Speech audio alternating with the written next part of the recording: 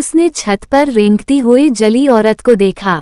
Canada के Ontario के Niagara Falls के पास स्थित इस टनल का नाम सुनते ही लोग कांपने लग जाते हैं।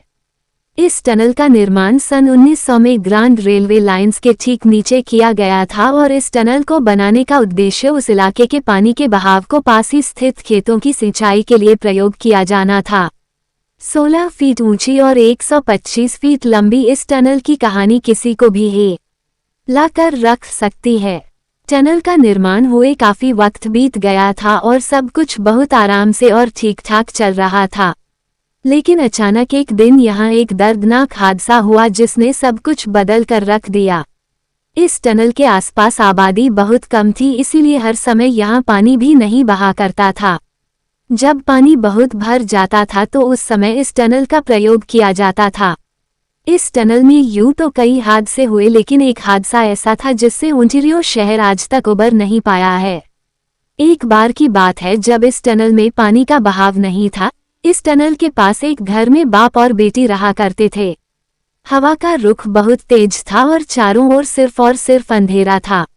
लड़की घर में अकेली थी और पीछे वाले कमरे में सो रही थी कि अचानक उस घर में आग लग गई और देखते ही देखते आग ने पूरे घर को अपनी चपेट में ले लिया।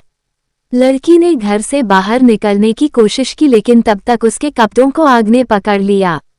खुद को बचाने के लिए वह टनल की तरफ भागी, लेकिन टनल में भी उस समय पानी नहीं था।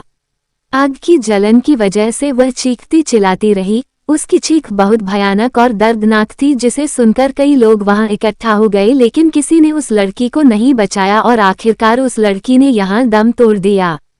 इसके अलावा यहाँ एक और लड़की की ऐसे ही जलने के कारण मौत हुई थी।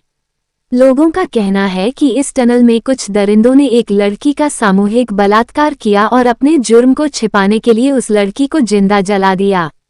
उसकी चीखें आसपास के इलाकों तक सुनाई दी। सुबह जब लोग उस टनल में पहुंचे तो लड़की का अध जला हुआ शरीर वहां पड़ा था और तब से लेकर आज तक वहां शरीर के जलने की वैसी ही बदबू आती है जैसी पहले आती थी। रोशनी को देखकर परेशान करती हैं रूहें।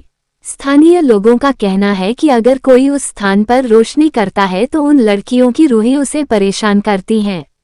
कहते हैं एक सफाई कर्मचारी जब टनल की सफाई के लिए अंदर गया तो जैसे ही उसने माचिस जलाई तभी एक भयानक चीख उस टनल में गूंजने लगी और उस कर्मचारी ने अपने सिर के ठीक ऊपर दीवार पर एक छिपकली की तरह कुछ रेंगते देखा।